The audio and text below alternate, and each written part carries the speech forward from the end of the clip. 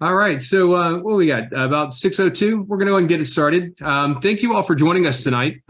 It's always fun to get together. And boy, what a crazy time of year it is with the holidays and the hustle and bustle. But definitely wanted to get this webinar on the schedule. And it's a pretty important one tonight where we talk about email communication and the importance of that and how it can be used both for internal audiences and external audiences. And it can be used to attract Rotarians that don't even know they're Rotarians yet. So looking forward to the presentation later on. But first, want to do a couple of housekeeping items.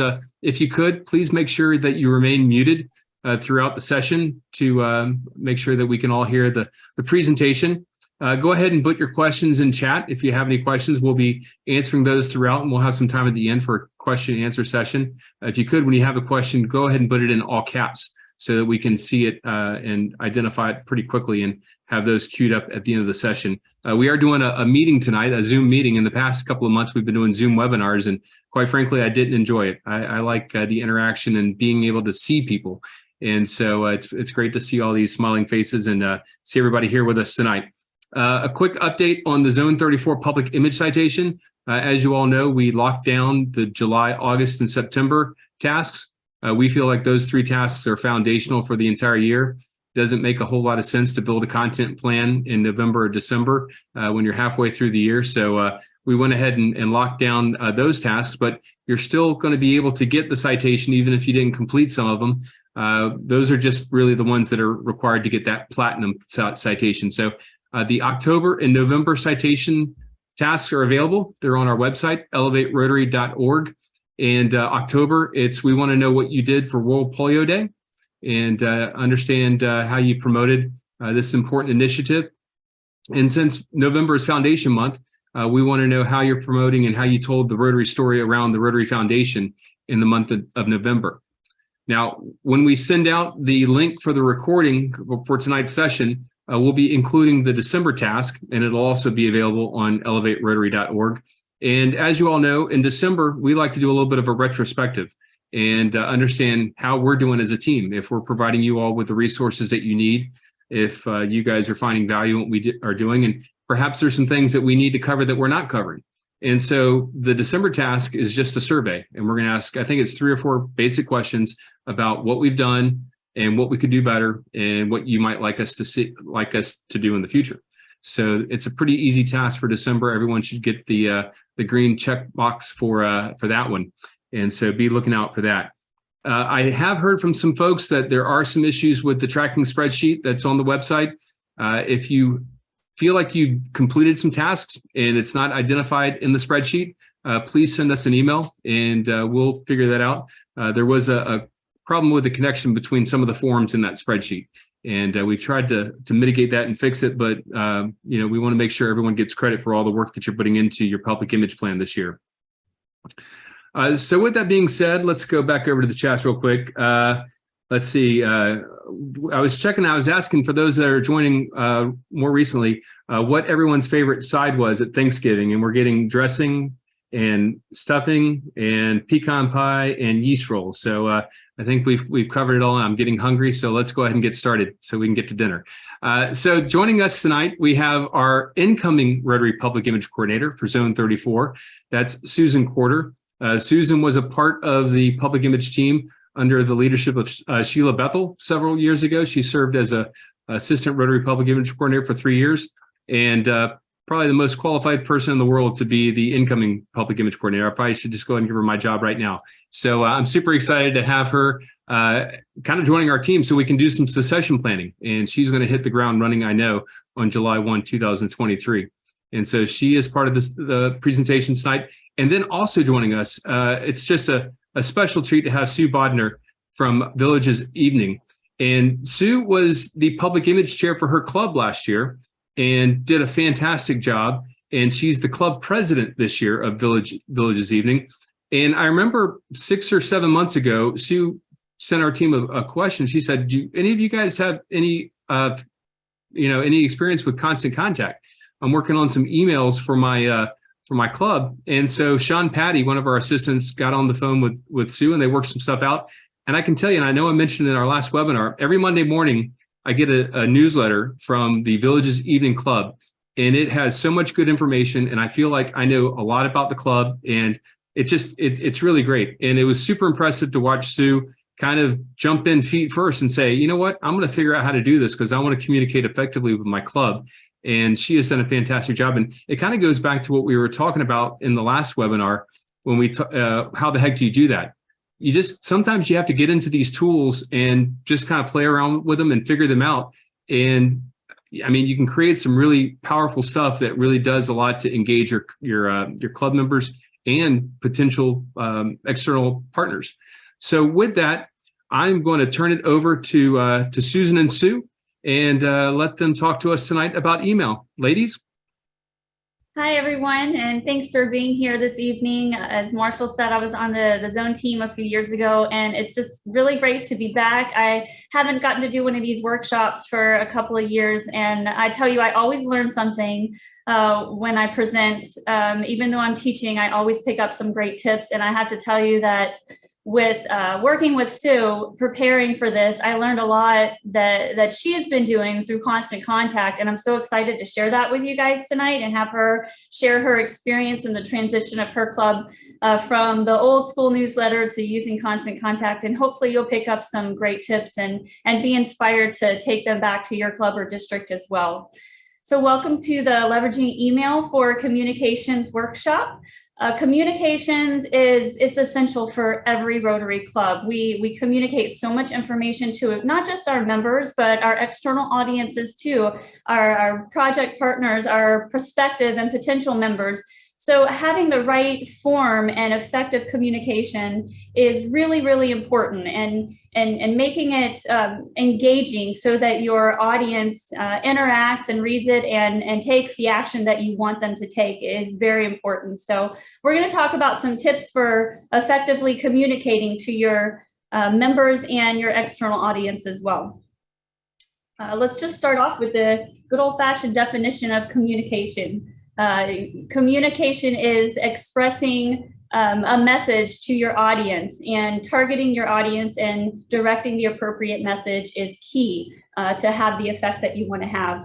There's many types of communication, as we know. Email is a very popular form of communication, which is why we wanted to hold this workshop tonight. If you're sending a lot of emails to your club and to your target audience, you want to make sure that you're utilizing the right formats, understanding what emails are engaging and what aren't, and just channeling the right communications to the right audience. There's other forms of communication, as you well know. We present a lot, we announce a lot at our weekly or biweekly club meetings to our members. We have many clubs utilize social media as a form of communicating to their audience.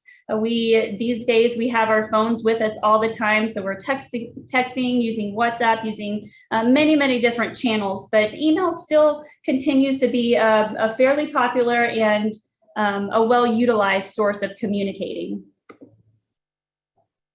And I like this slide because it has some really powerful statistics. When we talk about email, coming into Cyber Monday, all of the influx of messaging that you get to your inbox from retailers and nonprofits and all these organizations asking you to participate, buy their product.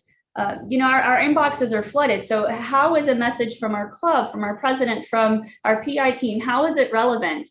Well, we get so many different emails, and this statistic really blew my mind. 309.6 billion emails were sent daily last year. This is sent.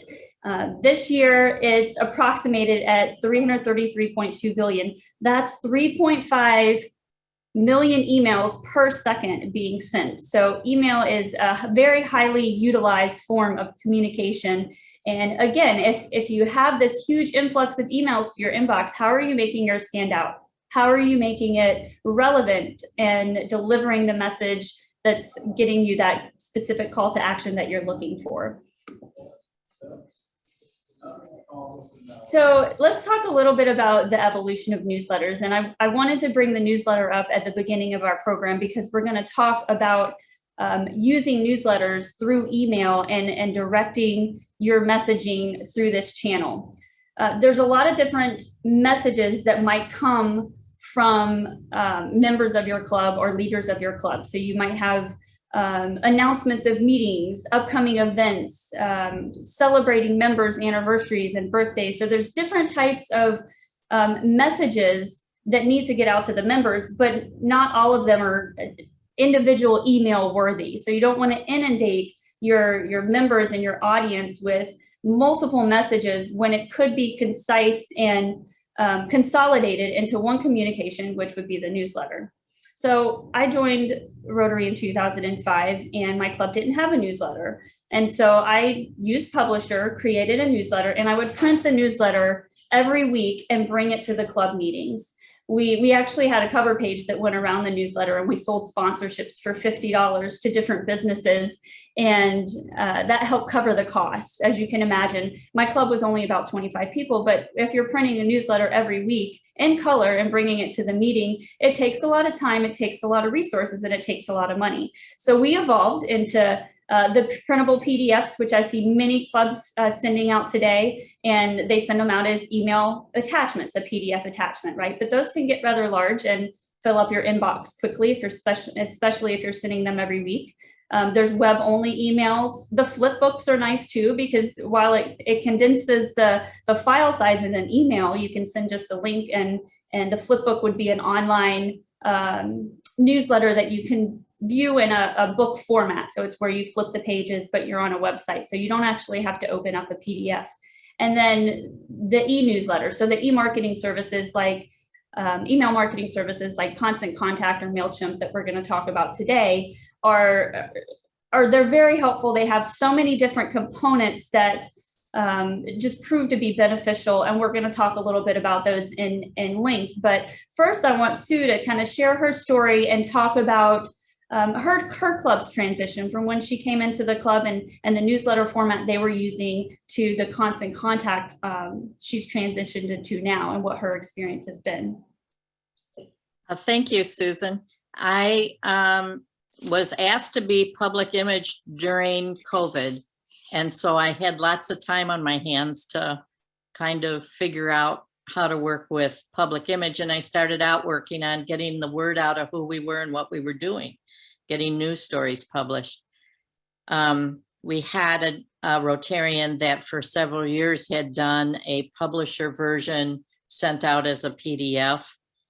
And he had decided to resign.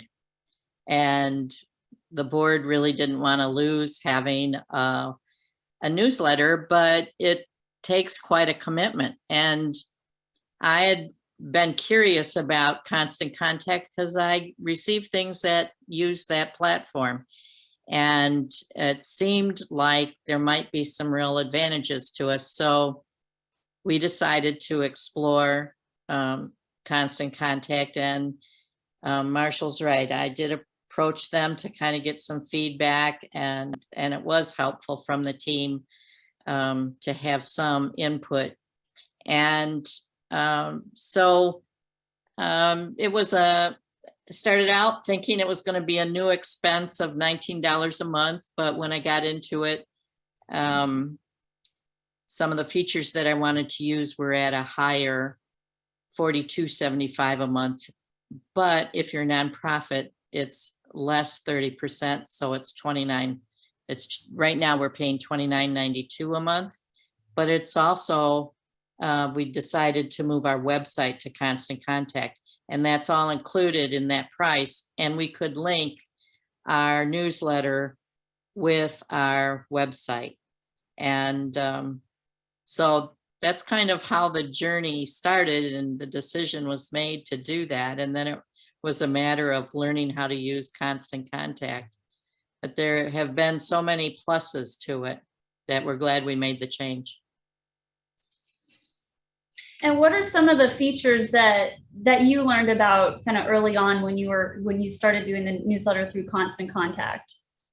Well, the very first newsletter that I sent out using Constant Contact, the members right away said, oh, I didn't have to open an attachment. It was just right there. And I could just scroll on my phone, or I could scroll on my desktop, and it was just right there. And that was something, Yeah, our members, we're a club of 35 members and nearly all of us are retired. And so I was surprised at how many really liked not having to open an attachment that sometimes wouldn't work quite right. The other thing was for me and the couple of people that are trying to learn how to work with me as a team on this, there's features like with the our original evening edition, we didn't know if after he put all that work into writing up the articles and we didn't know what articles people really wanted to read, or if they were even reading the newsletter.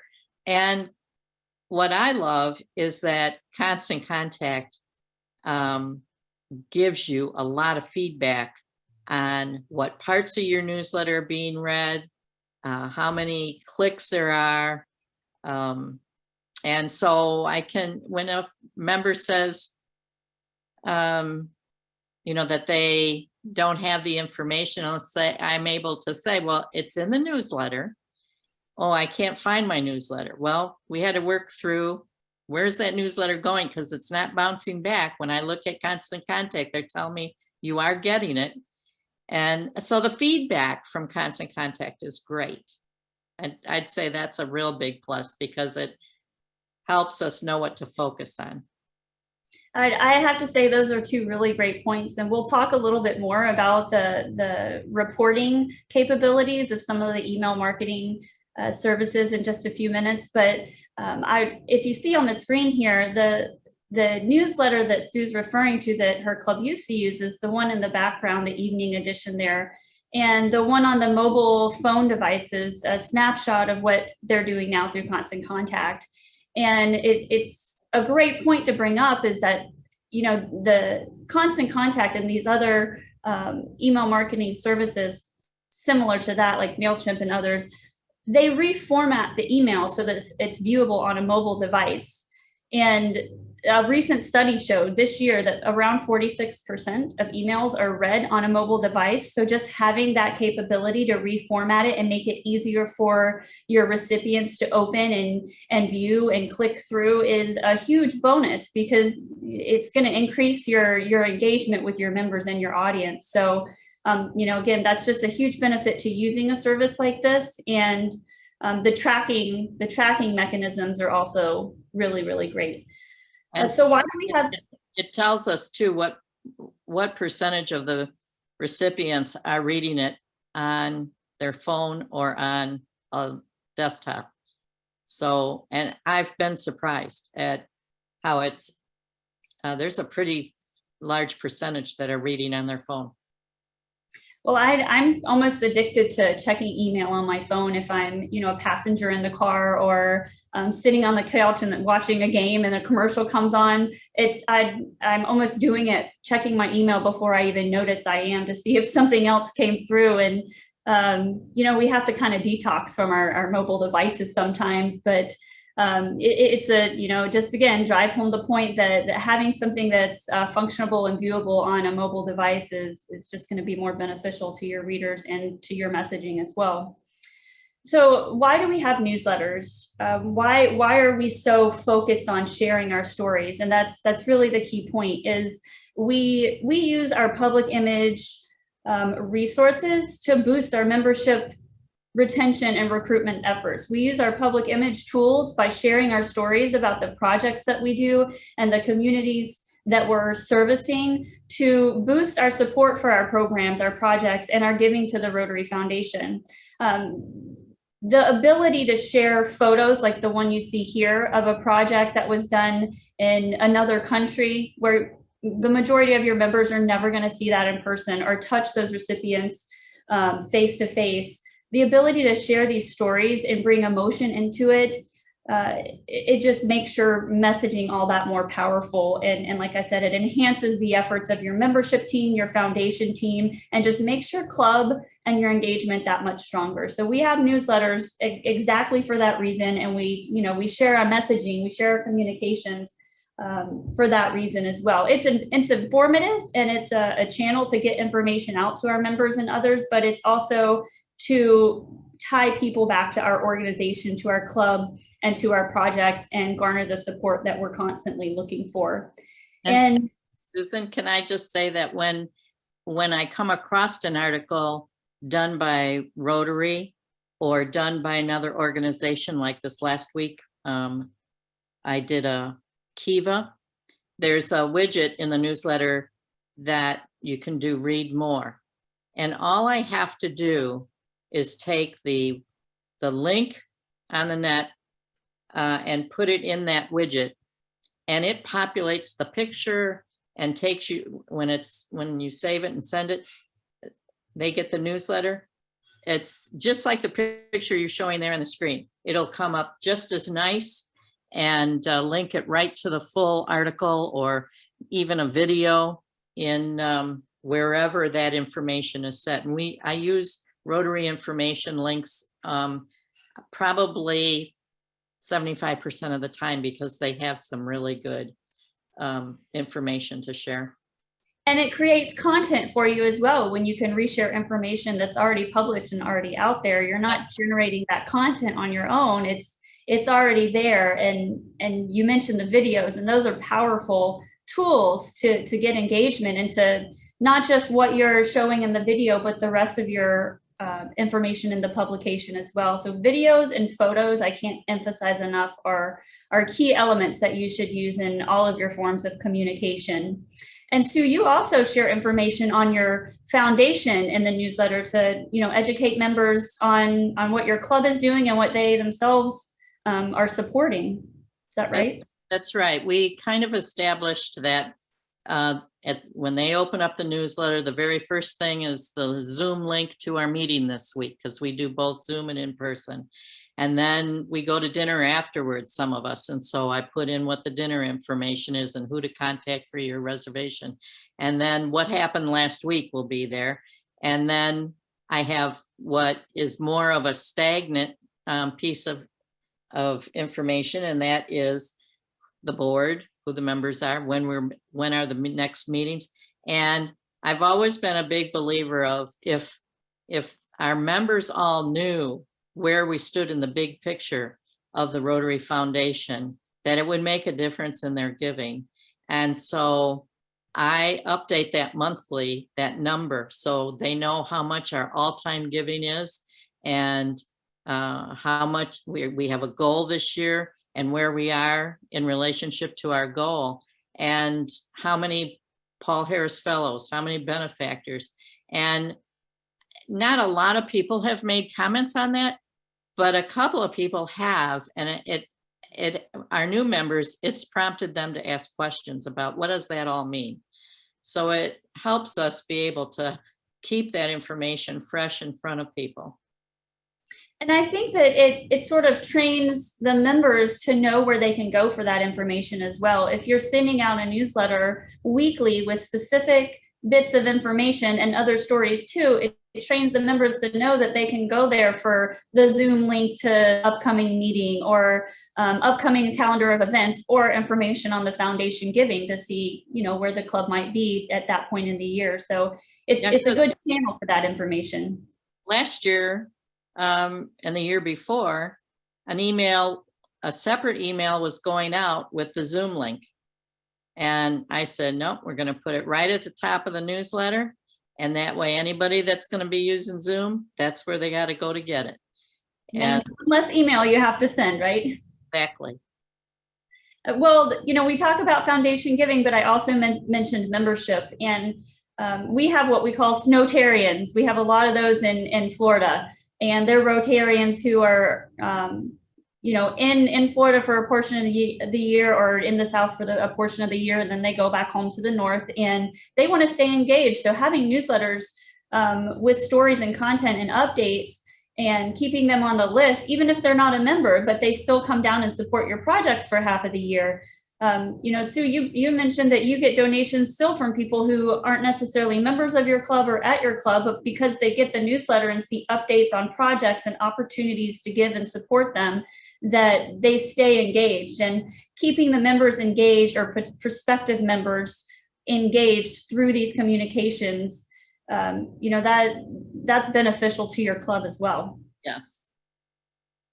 That's very true.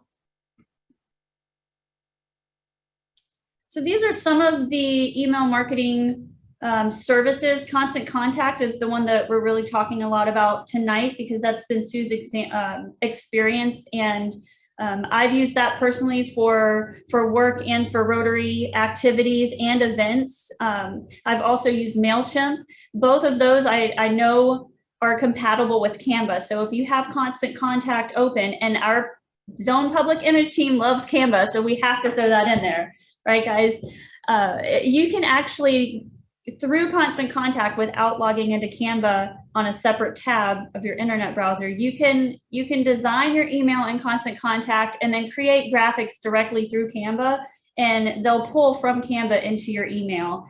And it's just the integration of these programs of technology. It continues to far surpass what I'm even able to utilize, but it's always helpful when you see those tie-ins, just to make your life that much easier.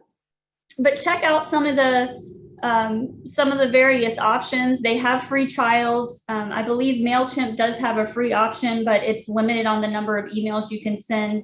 They also always inquire about the nonprofit discounts, because, as Sue mentioned, Constant Contact, it can get pricey, but if you integrate the website, you're saving money on the website aspect of your public image expenses, and it integrates well. So just there's different options, and make sure you're looking into those, and give it a try if nothing else.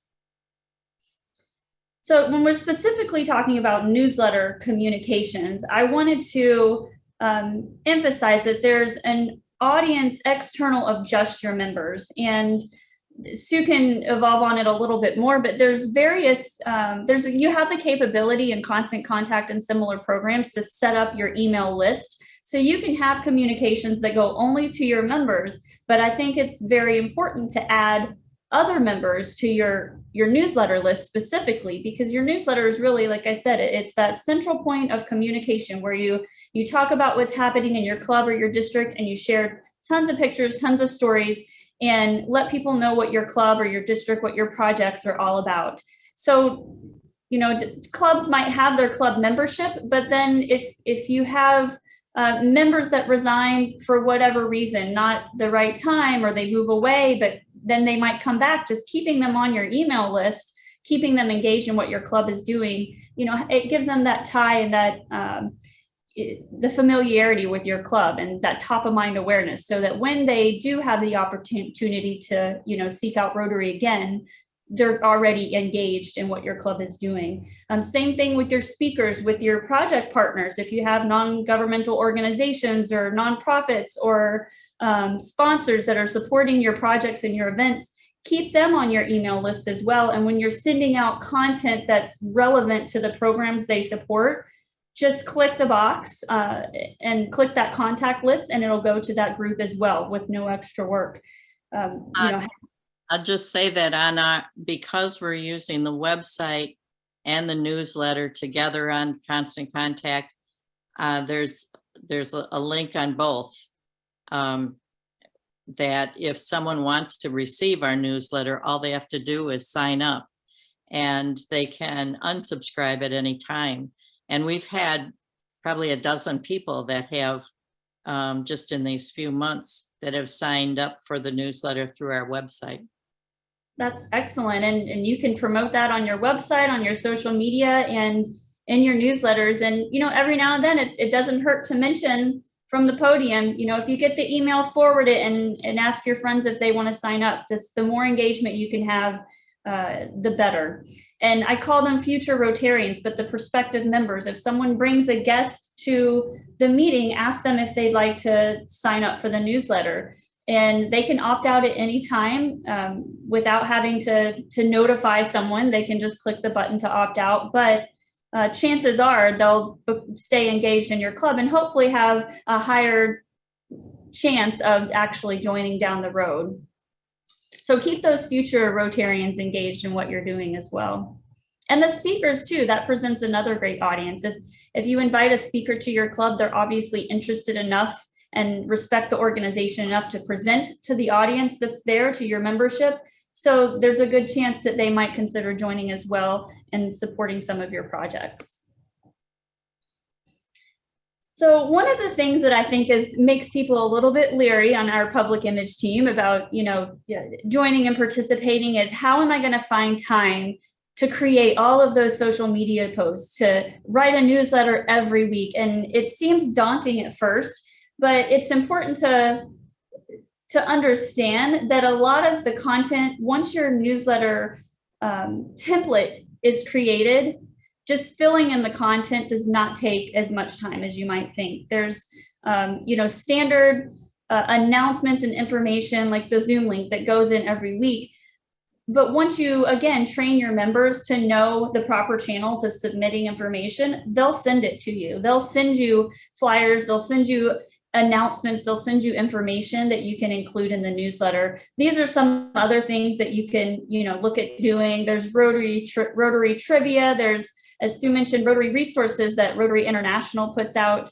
If you're doing a club newsletter, you can always pull information from your district newsletter. I know many clubs announce members' birthdays and anniversaries, and I'll tell you, you will never understand who is reading your newsletter more than until you misprint the date of someone's birthday or anniversary. Because I tell you, you might never hear from that person, but if you put the wrong year or the wrong day, they will call you immediately. And a little part of me is really proud when that happens, because then I know they're reading the newsletter. So, and stories too. So you have a lot of great stories that you see in just this screenshot here of one of your publications.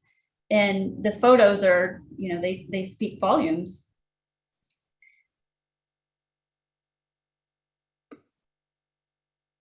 Another thing that I like about Constant Contact is I'll schedule it to go out Sunday evening. We meet on Wednesday, but then if they don't open it in 24 hours, it gets resent to them. And that's I think most of those services like Constant Contact have that capability.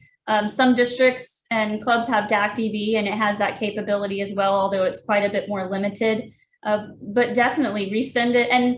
And I think we mentioned this a little bit later, but Sue, she kind of did some trial and error before she realized what you send it out Sunday night close to midnight, right? And you figured that's a good time.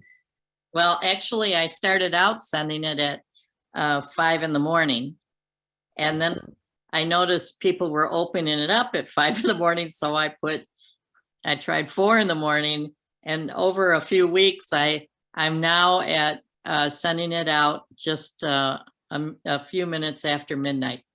And then this last Sunday, I just didn't want to deal with the scheduling part. I just sent it out at 10:30 and was surprised at how many read it before midnight. Marshall did. So I will say that, we have a lot of night owls, and I'm glad you enjoyed it. Yeah. And so, where they may be busy at work doing emails and stuff during the day, but maybe they're checking their email before they go to bed or when they get up in the morning, or maybe they didn't sleep. And so what do they do? Check their email. And so I'm finding that actually the engagement has been a helpful part of the engagement, is finding the right time to send it. I bet there's probably a portion of your members too that think you actually are up that late every Sunday doing the newsletter, not using the trick to schedule it, but that's definitely handy to be able to send it. Yeah, I can have it all done pretty much Thursday or Friday, and then just schedule it, not have to think about it again. And the nice thing too is you can schedule it, but you can always go back and add stuff in. If there's something you forgot, you can always go back and edit it. But just having that consistency, your members will come to expect it at the same day and time every week or bi-weekly, however often your club gets a newsletter. So having that consistency, once you sort of train them to receive it, to know that to look for it, is important, because if you stop with the consistency, it's going to lower your engagement as well. So just keep that in mind. Always proofread. I know Rotarians, we're friends. We're just a big group of happy family friends. We have that great relationship with our fellow Rotarians, but we also need to keep in mind that we're sending this to, prospective members and other partners if you're going to increase your audience at that level. So just make sure you proofread it, give it a once over, and, maybe you have someone else on your team that can go in and proof it after you've drafted the newsletter. Don't be afraid to make this a team effort. I've seen public image teams that have one person, and I've seen public image teams that have a slew of people, and maybe somebody's only responsibility is taking photos and a few notes at the meeting every week, and that's their only role, and they send it to the newsletter editor to publish in the bulletin. So don't be afraid to ask people for help and assign small responsibilities, and that can just take some of the load off of the person who's responsible for sending out the communications.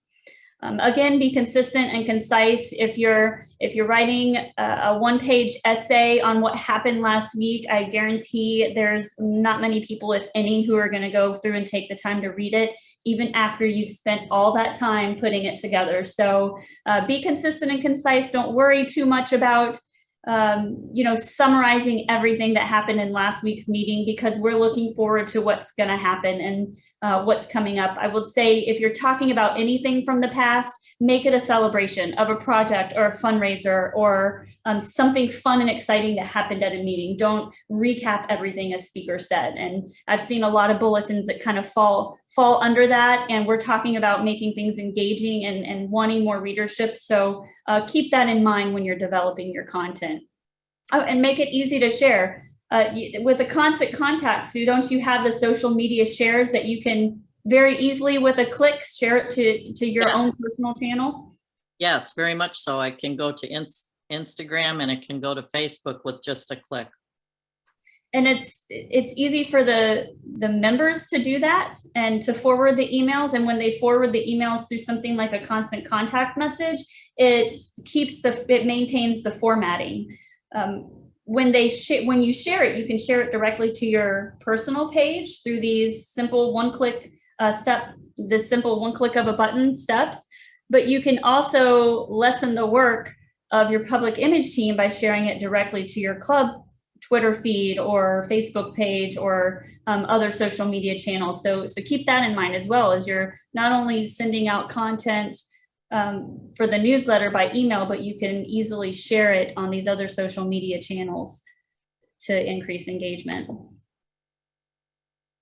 So we always want to know, are they listening? Are they even reading it? So you mentioned earlier, when you're sending out an email with a PDF attachment, some programs allow you to track who opens the email, but that's as far as it goes. So sure, they might open the email, but did they click on the attachment and even read the newsletter? The nice thing about Constant Contact is it tells you who's opening, who didn't receive it, who clicked through to other articles on the read more pages. So, and you found that to be fairly beneficial in tailoring in developing your newsletter, right, Sue? Yes, and I'm just starting to, I figured out that I can find out who hasn't been engaged at all. I've been sending them the newsletter, but maybe they've only opened it once or twice out of 45 weeks, and so I can now look at tailoring a special message just for those people and sending it just to them. Or if we're doing a fundraiser, that piece of information will go to a much larger group. If we're promoting the fundraiser, working with partners, you can have as many lists as you want and then decide what list is going to get what you're sending out. And if a club how many opens, how many did you send, how many opened it, were there any bounces, did anybody unsubscribe, And, did they click through to different things? And 3 or 4 times now, I've been able to put in, they have a widget for a survey. And last week I had 4 questions I wanted to get the membership's opinion on. And this week I was able to give them the screenshot of how many yeses and how many nos for each of the questions. So yeah, there's so much feedback that you get from them. I like the survey aspect too, because it's good, once or twice a year to have an engagement survey with your members, find out, what do you like about our meals, about our programs? Is there anything our club is, lacking? And using this tool to send out surveys and polls to the members is, again, just another great additional feature that's offered through programs like Constant Contact. The other things to keep in mind, as we've kind of touched on, are the message length. Don't send emails that are dissertations or multiple pages long. Watch the timing of it. Sue, you've played around a lot with the timing of it and found a time that works well for your group. Other clubs might, find that Tuesday morning at 10 o'clock is a good time to send it, or the day before the meeting or 2 days before the meeting. Just, play around with it and see what works best for your club, and gauge the changes in the readership and the open rates. And the subject line is something else. Sue, I think you sent one out that was see Friendsgiving photos one week, and it doesn't have to be my club's newsletter, or my district's newsletter every week. Tailor it. Like this week it was, we'll see you back on Wednesday night. Yeah, and just having engaging subject lines can increase or pique someone's interest and increase their chances of opening as well. So keep that in mind. You don't have to have that standard newsletter subject line every month, and just make sure the content is relevant. You can, I keep saying the word train, but you can train your members to understand that, not every committee chair deserves to send out an email to all the members every week. It's going to inundate the inboxes of your members, and they're not going to read it if you're constantly sending out communications from committee chairs and, board members and fundraising chairs. So make sure all of those roles understand that if they have correspondence that need to go out, it should go to the newsletter editor and go out through the newsletter. However, you can also use your discretion, or have someone that's, in charge of determining what messages might be more relevant to send out in a separate message. A lot of Rotarians were impacted by the recent hurricanes, and, emergency messaging, stuff like that is definitely relevant to send out in an email blast to all of the members. But the reminder for the 3rd time about next week's fundraiser is not necessarily relevant to send out in its own individual email to all of the members. So just, watch the content, the message link, and then, again, the contact list is a really beneficial aspect of using a program like Constant Contact, because you can select exactly who you want the message to go to. This slide just shows some statistics based on when those who read your emails are actually opening them. So Marshall falls down there in like the 2%, because he opens Sue's email in the first 5 minutes. But within the first 24 hours, 85% of those who are going to open your email have opened your email. So if you're sending an email out and you track the readership and only 25% of your membership opened it within the first 24 hours or 2 days, then you might want to adjust that and find a better time to where more people are going to open it more frequently. You can also track if they're forwarding your email. So if you say, share this email with all of your friends and ask if they want to buy tickets to our event, you can track and see if members are actually forwarding that or sharing that. This is an example of one of the reports in Constant Contact on to one of your emails that you sent out. So do you want to explain what we're looking at here? Well, I sent out 88 emails with the newsletter, and 78.8% of them actually opened it. And 30% of them clicked on various parts of the email to do a read more, or to, like, sometimes it's to send an email to someone to RSVP for dinner, or, you know, there's different, or they may have clicked through to see the pictures of Friendsgiving was actually hosted on the website. And so the read more took them to the website. So in that particular newsletter that was sent out, 30% of the readers clicked through. And what is the heat map? The heat map tells you, like, the last part of our newsletter, for instance, that we questioned the most was 75% of the time is a Rotary International link. Is that something that our members are even reading? Well, the heat map shows us that some people really do click through and read that. And it'll tell you how many clicked through. So when you have those points in the spots in the newsletter that they have to click on it to get somewhere else, the heat map will tell you if they're clicking on it. This is something new that I learned. I had never used the heat map before in Constant Contact. And when we were talking about it, I went back and looked at it. And, you know, for anyone who's never used it before, it's very impressive. You can see your entire email.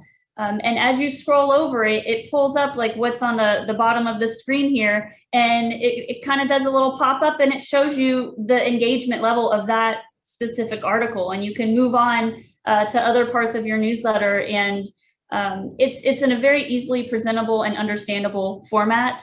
And you don't have to have a high level of knowledge of using, you know, the reporting system to be able to understand it. It's a very, very helpful tool. And again, if you're not in the early days of sending out the newsletter, I found that every newsletter people were clicking on the upcoming programs.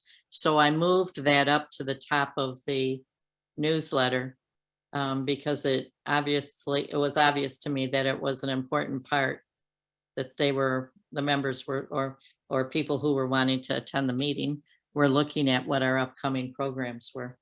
And if you're ever wondering, should I really be putting this in the newsletter? It's a great way to go back and see if it's actually relevant to everyone that's getting it. And I do caution you, if you start using a program like this and you don't get too obsessed with the open rates, because you're not going to achieve 100% open rate every week. So don't set your expectations that high. Well, especially if you're sending beyond your membership. I mean, what I look at is our membership, and what it has come down to is any given week, there's maybe as many as 7 or 8, but as few as 2 or 3 that don't open the newsletter. But it's a different group of people. So over this amount of time that we've been using it, I can see that at least our members, who is my primary for the newsletter, are reading the newsletter. You can also, you mentioned you can check the balances and the unsubscribes and the undeliverables, and you can act on that to fix any potential glitches or issues. Maybe it was just not a .com and it was a Gmail.com without the period. So you can easily go in and identify what emails might need to be corrected. And if you're looking at switching to a platform like Constant Contact or MailChimp or one of the like, you don't have to type in all of your email addresses. So wherever you store your membership database, you can export the member's first name, last name, and email address only and import that into any of these systems. And when you create an email, for example, in Constant Contact, you can format it to say, "Hi, Rotarian Susan," and have the first name automatically. So it can auto-populate the member's first name or however you want to address them. And it's a pretty simple import to get all of the contact information there. And then from that point on, it's stored and you can utilize it however you need to. So is it time for a change? There's a typewriter here.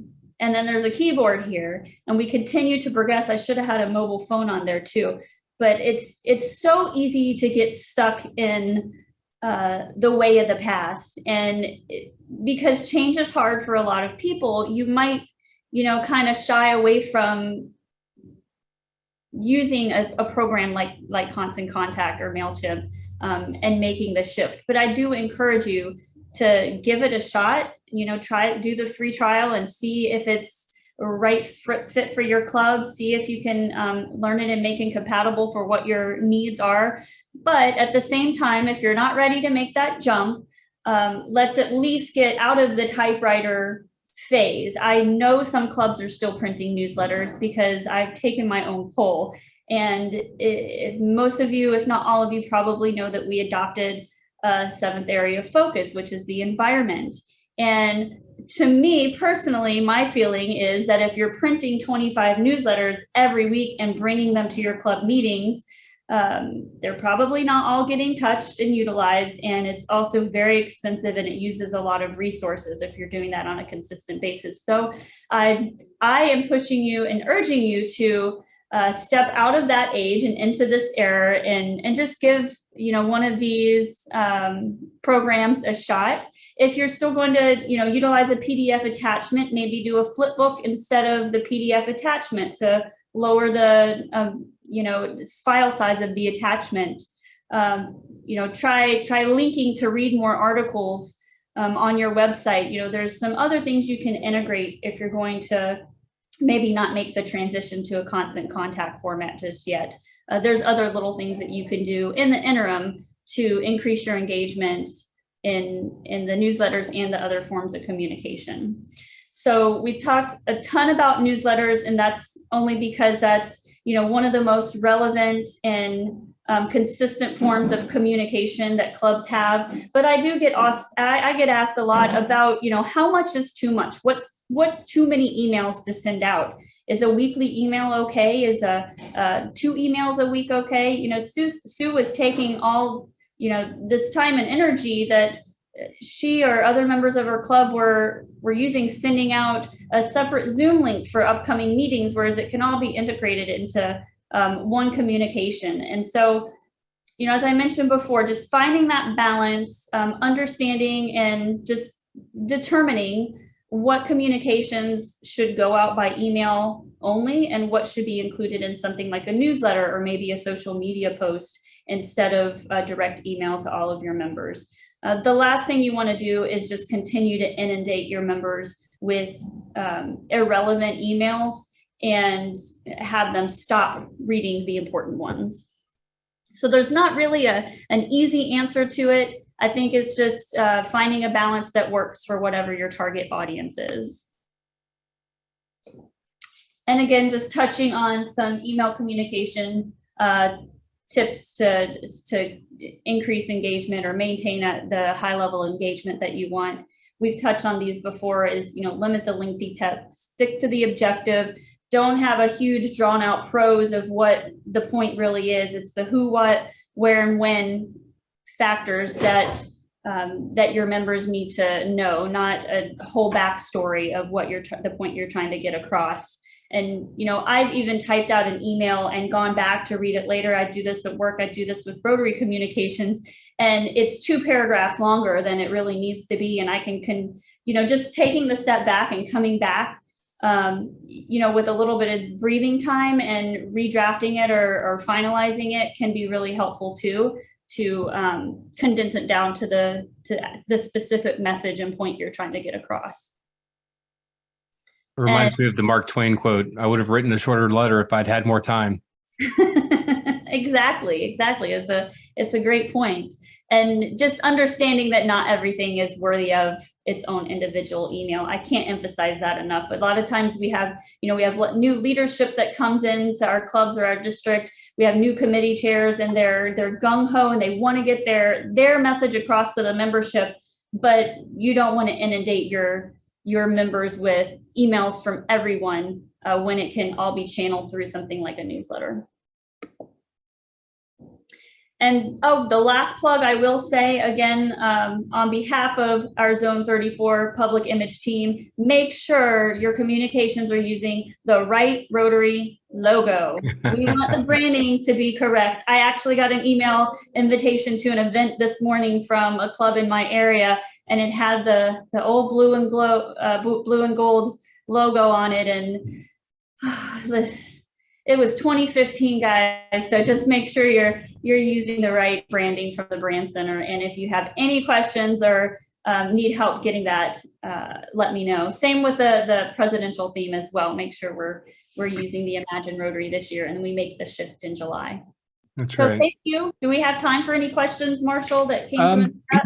I think we've answered a lot of the questions in the chat. Great session, Sue and Susan. Really great stuff. And a lot of the questions in the chat were kind of platform specific and asking questions about the various platforms. And I'll just repeat it again. There are just so many platforms and tools that you can use nowadays.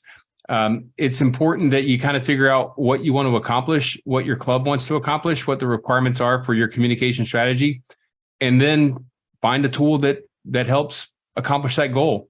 I think tonight, the primary focus was on just effective communication using email and the right kind of content and the frequency and making sure that you're getting it out on a timely and consistent basis. So I think the things that you guys talked about tonight were just spot on in terms of having, it's kind of sacred to have access to someone's inbox. They've given you permission to send them an email, and you need to make sure that you continue to send them relevant, timely information. And again, back to your point, don't flood them with the kind of irrelevant stuff. So tonight was really more about strategy and not so much tactical. If anyone ever has questions about any of the various platforms, our team is always happy to provide any insight. I saw some folks asking about Send in Blue, and Sean Patty's worked with that one before. So, if you have the experience, I've worked with a bunch of email platforms, so we can always help perhaps with that. I'm sorry, I missed something? No, I said, I think Sean has worked with everything. Yeah. Sean is a jack of all trades. And so, but there are so many out there. And so just reach out to us if you have specific questions. But in the end, just make sure that you are communicating effectively to Rotarians, potential Rotarians, sponsors, partners, speakers, and just telling the Rotary story in a very effective and well-branded way. I like that last caveat, Susan. Always be sure to use that correct logo. So with that being said, again, Susan, Sue, thanks again for tonight. Thanks to the entire Zone 34 team, Kim Walden, Sean Patty, Michael Wallstrom, for being a part of the presentation tonight and helping monitor. Thank you all for participating and joining. We'll be getting out the link to the recording in the next couple of days. And as I mentioned, it'll have the task for December, which is that survey. We're still finalizing our webinar topic for January. We're going to take the month of December off and enjoy the festivities and the holidays and take a break and catch our breaths. It's been a busy couple of months, but we'll be getting an email out to you all very soon with the topic for January. So be checking your inbox for that as well. But with that being said, it's 7 o'clock and we are right on time. Thanks, everyone. Good night, all.